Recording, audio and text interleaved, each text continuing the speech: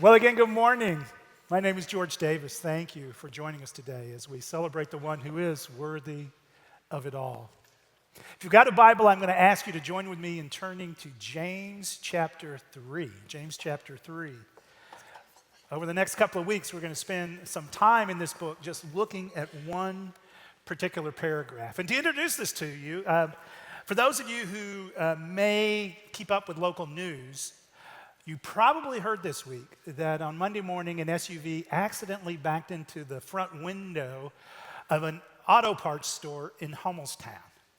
As it happened, Rose and I were out Monday night, and she mentioned this, so we decided to drive by. And yes, and so I was standing there, and I took these two pictures of what had happened, and even had a brief conversation with the general manager of this store.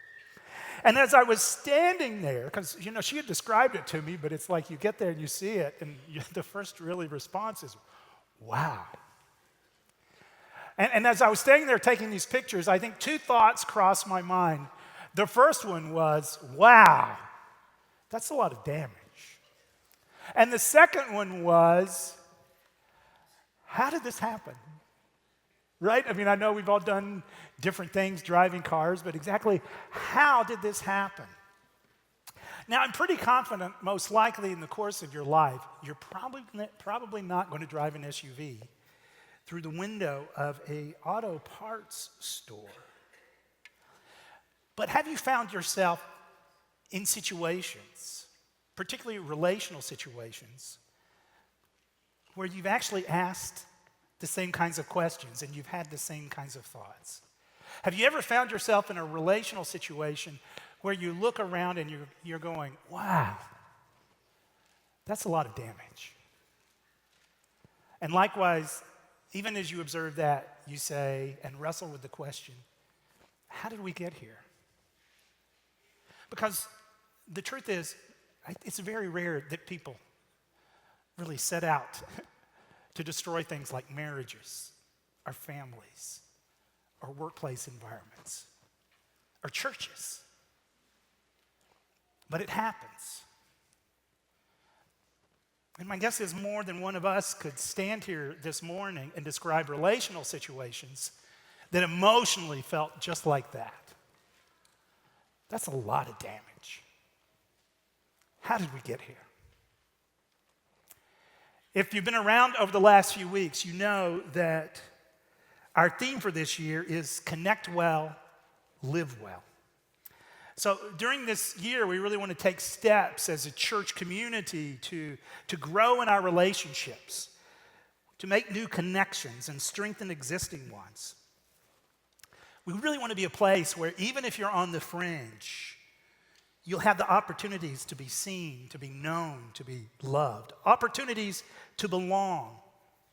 Furthermore, as we're taking steps to be intentional in relationships, as we take steps to live according to God's design, I think this leads to flourishing. It leads to living well. And so along these lines, there are certain things that we've been doing, and you'll just notice throughout the year. For instance, we just finished a series where we talked about key practices in building relationships, like prioritizing relationships. And you may recall, if you were here for that message, that in the course of talking about prioritizing relationships, I challenged you to do one act of hospitality this fall. And I just want to kind of keep reminding you of that, just to kind of keep challenging you in that regard. And maybe it's something like having someone over, meeting someone for coffee. Maybe it's just I want to be more intentional in conversations so that I'm not always looking at my phone and talking to someone. Maybe it's I really want to be intentional in greeting people when I come to church and being open to meeting new people. So we talked about key practices. Even over the last few weeks, we've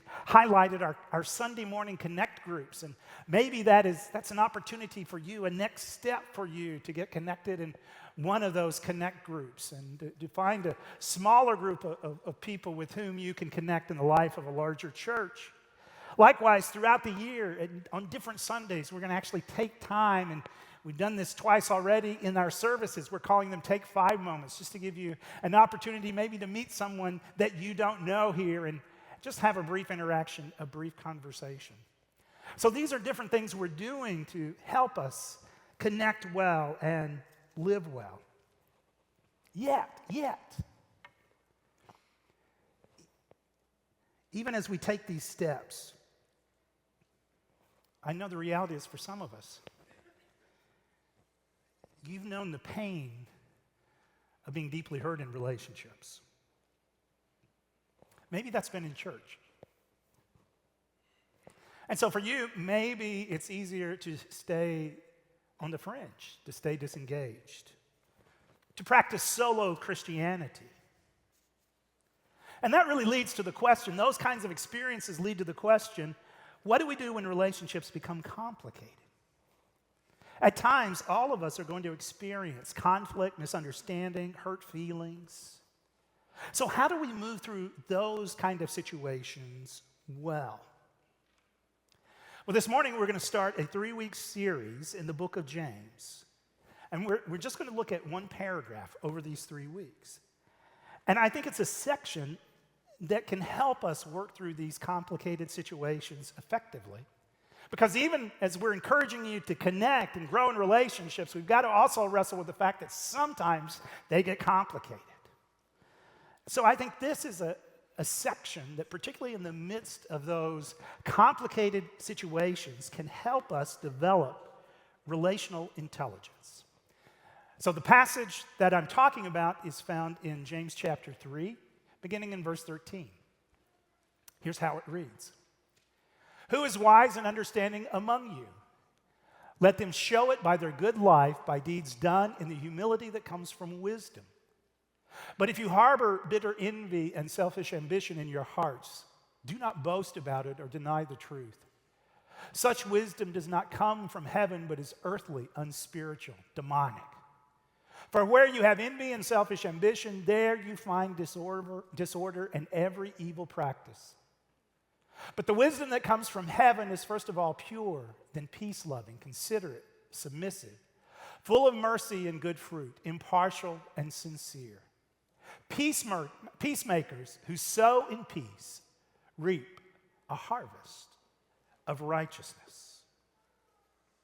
Now, at first glance, you may say, well, George, this really isn't a paragraph about conflict. It's a paragraph about wisdom and true wisdom. And that's true at one level. But if you pay attention to the broader context, I think we get a fuller picture of what's going on here. Because when you go back to the early part of James chapter 3, the author has just talked about speech. And he's talked about how damaging speech can be. He said, you know what? Your speech can be like a small spark that starts a forest fire. Then in the section right after that, when we get to chapter 4, he talks specifically about conflict. For instance, he asks the question, what causes fights and conflicts and quarrels among you? So this broader section of the book of James is really addressing issues where relationships have broken down. Issues where unity has been disrupted and connection has been lost. And so I think the author is aware, even as he's he's sending this letter out to apparently young groups of Christ followers, and he's encouraging them, as we've been talking, to connect well and live well. But he is aware that sometimes in those situations, things get complicated. Sometimes you may find yourself looking around going, wow, that's a lot of damage. How did we get here? How did I get here in this relationship? Most likely then, I think this section reflects the reality that these churches have experienced infighting, conflict, disagreement. Their relationships have gotten complicated, and now the author is speaking into that situation. And as we look at this big paragraph, here's really what we're going to see over the next 3 weeks. Here's the flow of what he's saying. He begins by describing what it looks like to relate well, to relate wisely. He really shows us the possibilities for healthy relationships. And then he shows us what gets in the way, how we sabotage relationships. And then he comes back by encouraging us really to develop relationships well and wisely, and he gives us a little more detail as to what that looks like. And he concludes by saying that the people that really take on his advice will become peacemakers. So that's what we see over the next 3 weeks. So this morning, let's begin by looking at this opening description of what it means to relate well or relate wisely. Again, here's verse 13. Who is wise and understanding among you? Now let them show it by their good life, by deeds done in the humility that comes from wisdom. As the author really begins to describe for us how to relate well, even in complicated situations, he talks about wisdom here. And to understand this description, let's just begin by looking at a couple of terms that he uses. First, there is this term, wisdom. I don't know what comes to your mind when you think about wisdom. For me, maybe the most helpful definition is just this simple one. Wisdom is skillful living. Now, most likely, most of us over the course of our lives, you've developed certain skills. They're skills that you have developed in your workplace.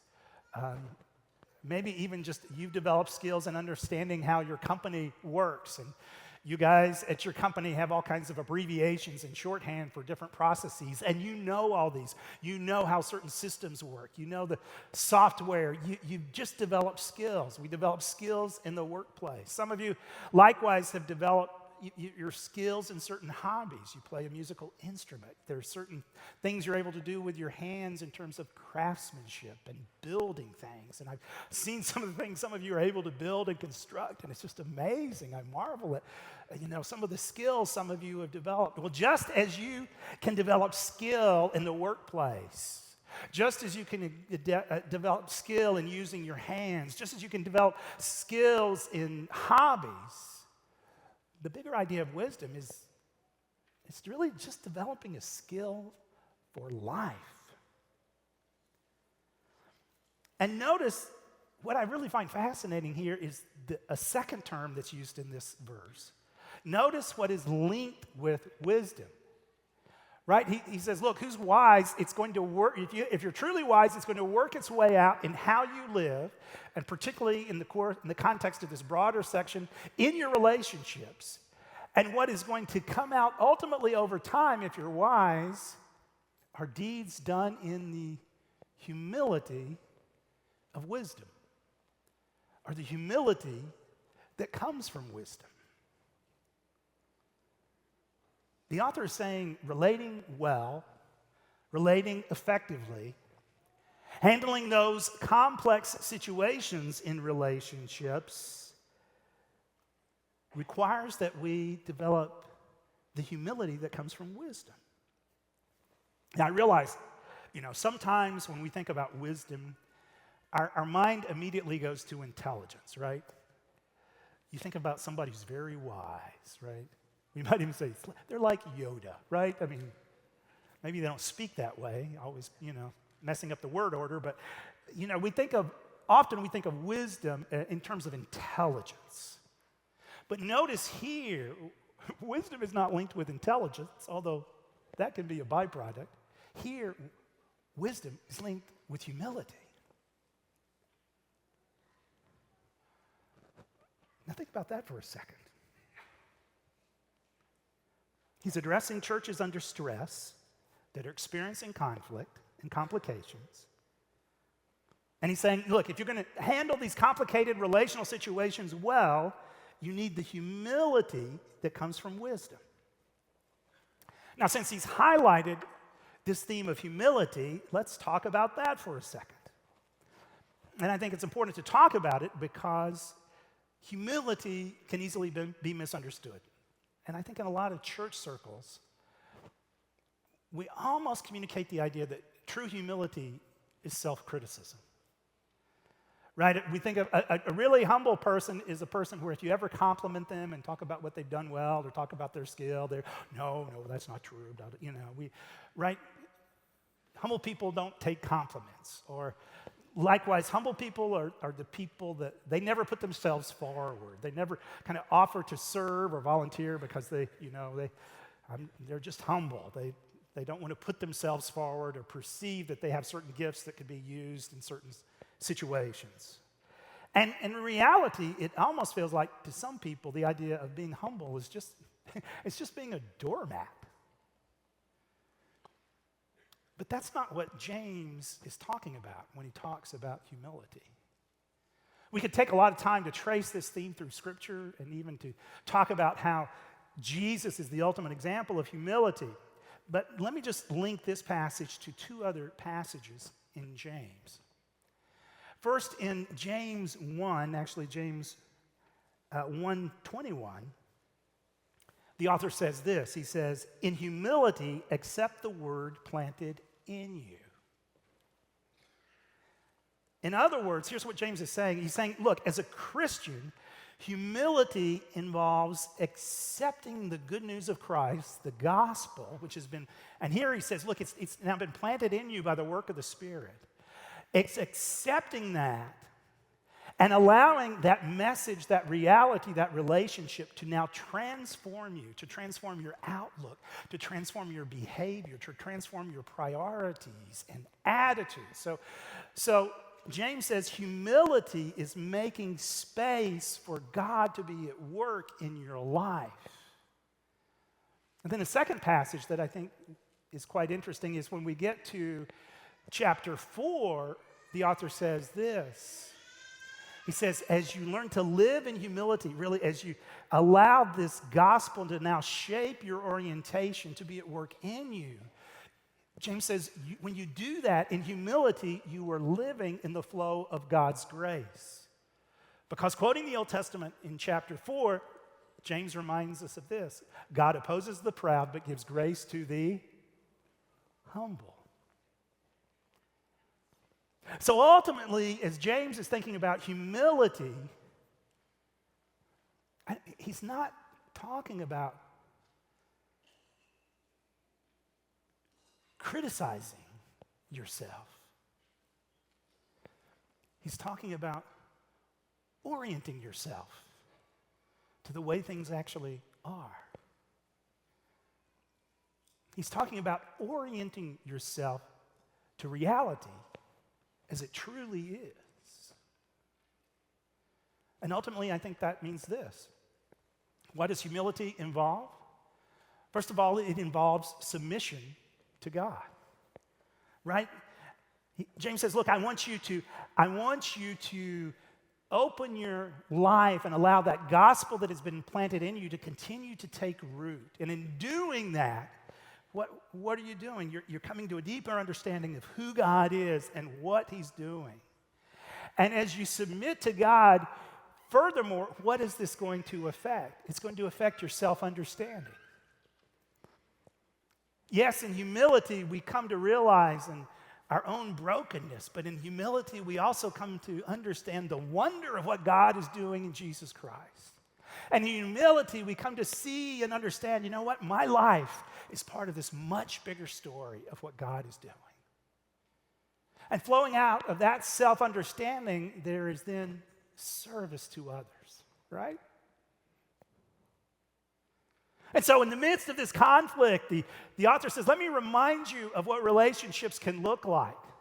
I know your life has gotten complicated, but let me take you back. I want the wisdom in work in your life to produce this kind of humility, to produce this reminder in you that you're to submit to God and allow that to shape your self-understanding and that it will overflow into service to others. Here's the way C.S. Lewis described what this looks like in Mere Christianity. He said, do not imagine that if you meet a really humble man, he will be what most people call humble nowadays, right? Remember the whole just self-criticism, doormat, groveling. He will not be a sort of greasy, smarmy person who is always telling you that, of course, he is nobody. Probably all you will think about him is that he seemed a cheerful, intelligent chap who took a real interest in what you said to him. If you do dislike him, it will be because you feel a little envious of anyone who seems to enjoy life so easily. He will not be thinking about humility. He will not be thinking about himself at all. And I think James at this point says, yes! That's what I'm talking about. That's what I want to remind you of. That's what I want you to see. This is how God intends for our relationships to be and to flourish. But remember, James also knows it doesn't always happen this way. And remember, he is writing to people where relationships, despite the fact they're in church together and they're seeking to be working together, he's writing to groups of people where the relationships have gotten complicated. And so after giving us this picture of what relationships can be, he also wants us to understand what sabotaging relationships look like. And so he goes from this beautiful picture of kind of relating wisely to this next statement. And he says this, but if you harbor bitter envy and selfish ambition in your hearts, do not boast about it or deny the truth. And I think in broad categories, he's talking about the way we sabotage relationships. Now, with that in mind, let me ask you a more personal question, and that is this. In your own experience, have you seen relationships sabotaged? Throughout the week, I've had conversations with others about this topic, and here's some of the examples that came up in conversation, right? Here's some of the ways we can sabotage relationships. Sometimes relationships are sabotaged because people are transactional. Maybe you've had a boss who really only appreciates you for what you do. Or maybe, have you ever had a friend and it only seems like the friend connects if he or she needs something? Otherwise, they're just disengaged. So there are people sometimes who are transactional, and simply being transactional sabotages relationships. One of the most painful ways that relationships are sabotaged is this. It's by people who are unfaithful. You've had someone betray what you have said in confidence. You've been a victim of gossip.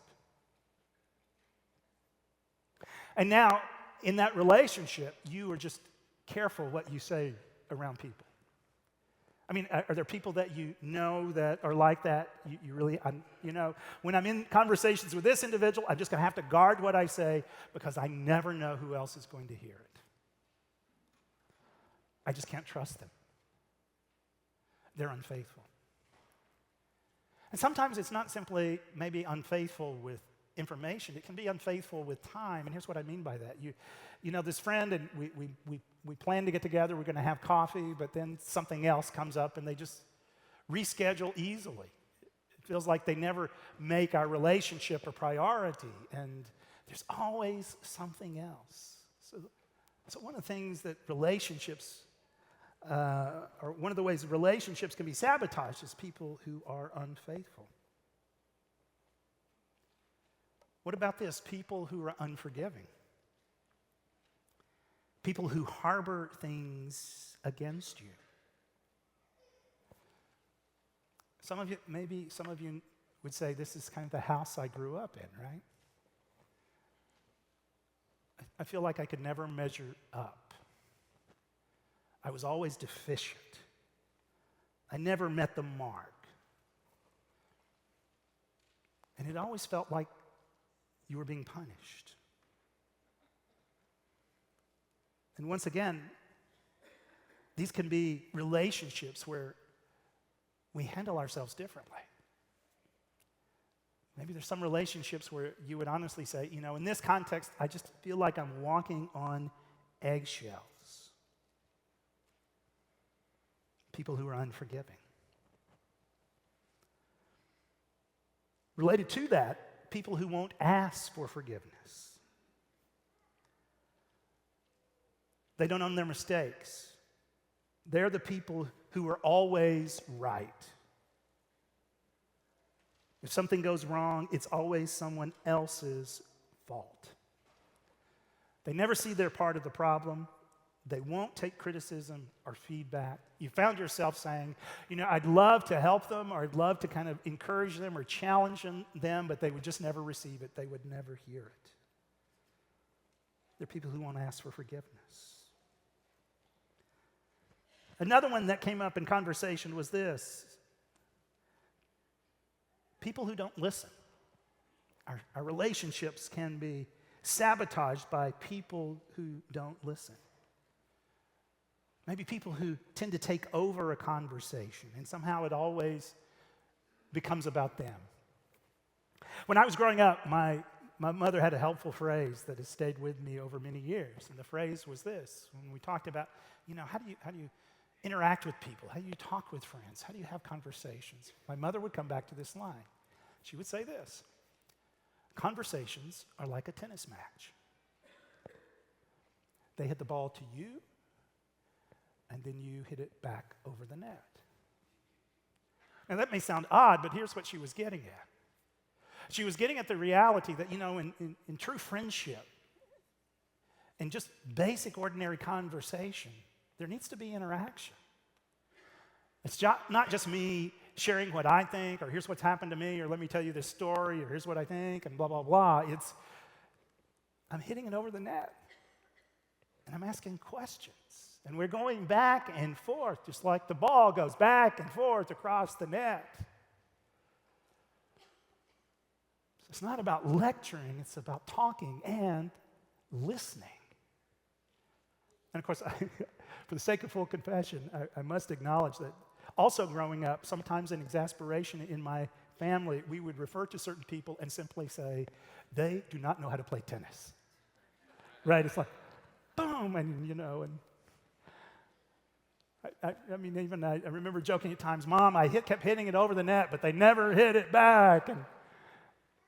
And if you know that experience, you know that over time, this just really becomes a disruptive way to engage relationships. Let me just mention one more that came up in conversation this week, and that is this. One of the ways we sabotage relationship is simply by being isolated. In some relationships, maybe due to things in their past, you experience someone who simply keeps their distance. They're guarded, they're private, protective. Even when you reach out, it feels like you're kept at arm's length. So these are some of the ways you may have seen relationships sabotage. These are just things that came up in conversation. Again, people who are transactional, unfaithful, unforgiving, not willing to ask for forgiveness, people who don't listen, people who isolate. These were some of the things that came up in conversation that I had earlier this week. And I must also acknowledge, if we're honest, even as I've given these examples, maybe you also see yourself in that list. For instance, I think one of the ways we sometimes don't listen is we can be people who feel like we always have to have the final word, or we always have to correct others. I mean, have you ever had people that's like you're in a conversation, you're talking about how, there's something that happened during the summer, and you were talking about how hot it was, and you said, it was 100 degrees, and somebody just it was actually only 98 degrees. Have you known people like that? The precisionists, and they're always interrupting. They kind of have to have the final word. You know those people? I am one of those people. I just talk to my family. Oh my goodness, Dad, just let me finish the story. And so maybe in going through that list, there are ways you see yourself in some of those things.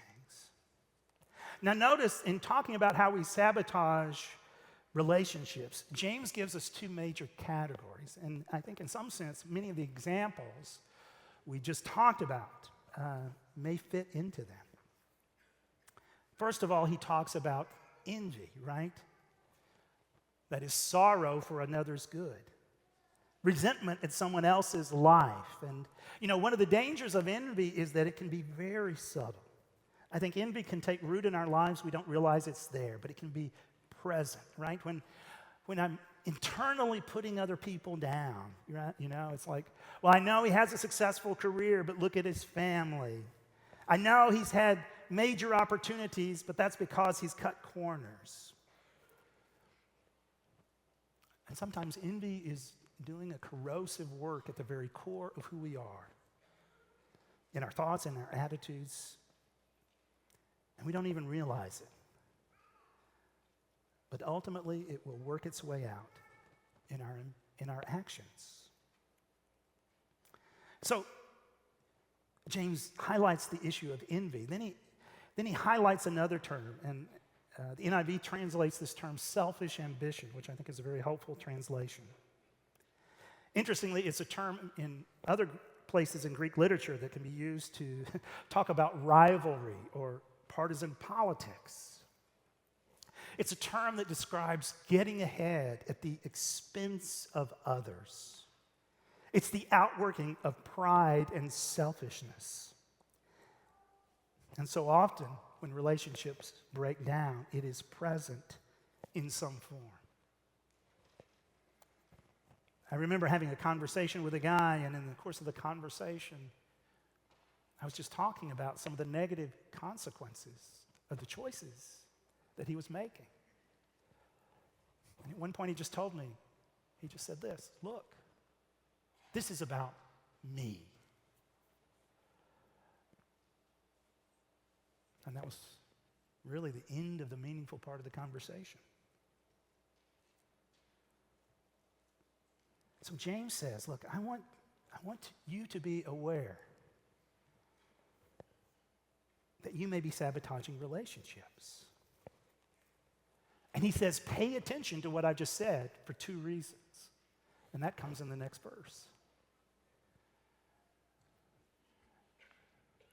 He says, such wisdom does not come down from heaven, but is earthly, unspiritual, demonic. For where you have envy and selfish ambition, there you find disorder and every evil practice. He says, first of all, I want you to pay attention to what I just said. Because the so-called wisdom that I've just described in terms of envy and selfish ambition, the ways you sabotage relationships, you need to understand that that is ultimately earthly wisdom. It is unspiritual. It is demonic.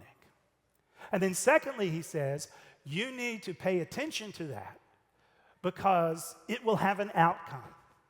What will it create? It will create disorder and every evil practice. The idea of disorder here is instability, chaos, nothing to rely on. Maybe you've been in relational situations where it just feels like someone just brings chaos to whatever environment they're in. I remember in a previous ministry context having a situation like that, and someone would just through interactions, through relationships, through comments, through things written, was always fostering discord and questioning motives, and finally just people in the church leadership just had to say, look, this has got to stop. They were creating disorder. And James says, look, I want you to pay attention to the way in which you may sabotage relationships, because over time, this is what it will create. It will create disorder, instability, the unraveling of things, and every evil practice. Now, I realize, having said that, some of you are in maybe relationships, maybe things in your family, where the truth is there's chaos, but you are not the one creating it. And maybe you would say, why should I even pay attention to any of this? Because I can't make a difference. this person is going to do what he or she is going to do. That's just the way it is. And maybe this has been going on for a significant period of time, and I understand that. Well, if you're in that situation, let me just challenge you with this. You can't control how they will respond, but you can choose not to contribute to the ongoing chaos. You can't control how they respond, but you can choose not to contribute to the ongoing chaos. And I think that comes as you take on board James' wisdom here. So James says this, look, I know things have gotten complicated. I know your relationships aren't what you would hope they would be. So I want to give you the picture of what it looks like to relate wisely and to relate well. And as the passage continues, as we'll see over the next couple of weeks, it's going to help us grow in relating well and relating wisely, even in complicated situations. But before he does that, he also wants to challenge us this way. He wants us to see how relationships can be sabotaged. And I think he's inviting us to ask this question.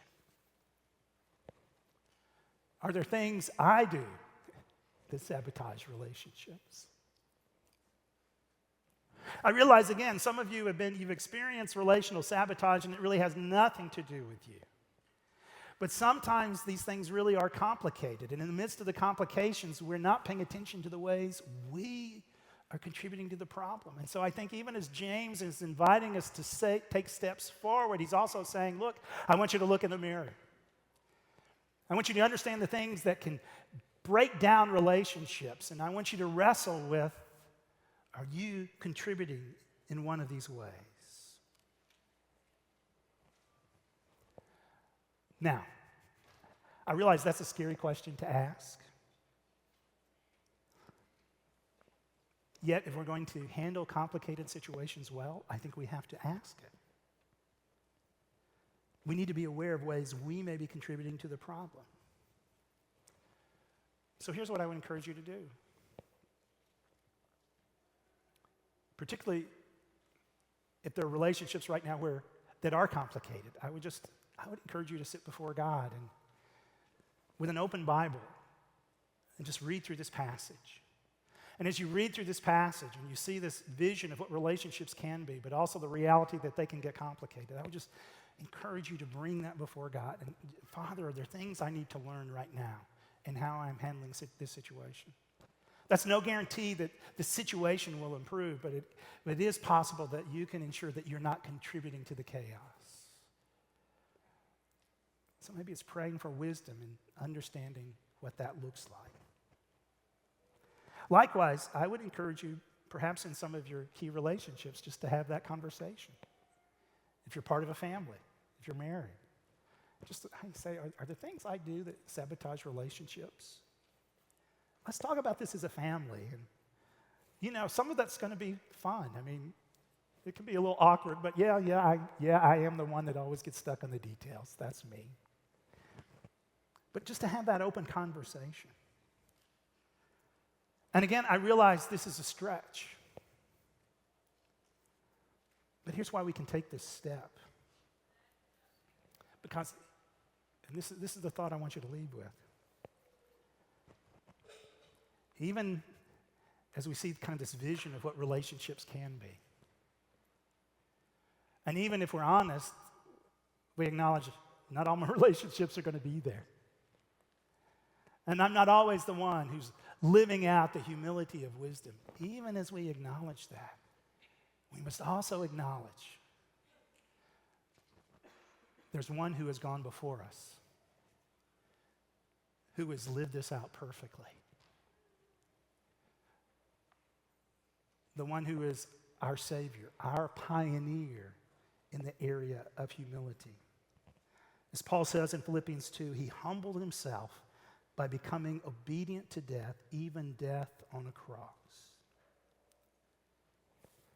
And because of his humility, because of his work, because of what he has done and the fact that I am now related to him, because of the gospel, I can now live in the freedom where I can openly and honestly wrestle with this question.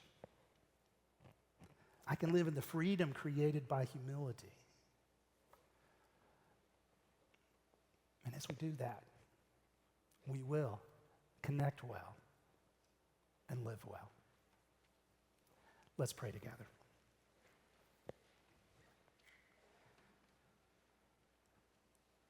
Gracious God, as we talk about sabotaging relationships, I'm just so mindful that I'm sure in this room today are people that have gone through all sorts of challenging, chaotic, disappointing relational experiences.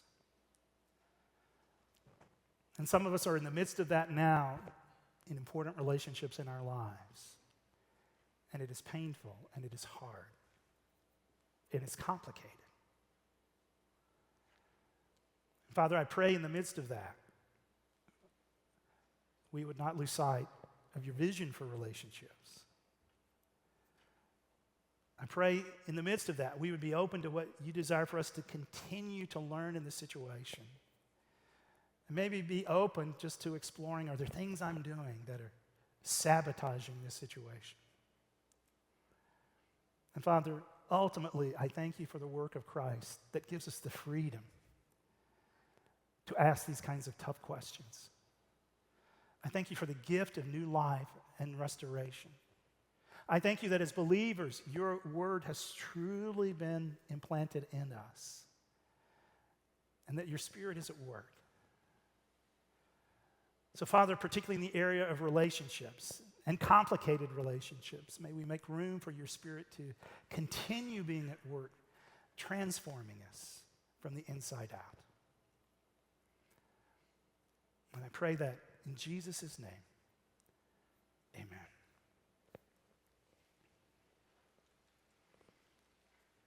As you go, I would just encourage you, if there really is an area where you need to say, okay, God, what about this relationship? I just really encourage you to bring that to him and wrestle with this question. And likewise, we're going to have members of our prayer team here, and we would just love to pray with you as you get started. And pray with you with the confidence that we have freedom to think through these kinds of hard things because of the one who has gone before us. So we're going to be here at the front, and if we can pray with you, we'd love to do that. And now as you go, may you go with the confidence that there's one who has gone ahead, who has lived in humility completely and perfectly. Because of his work, we as his followers can truly become people who connect well and live well. Amen.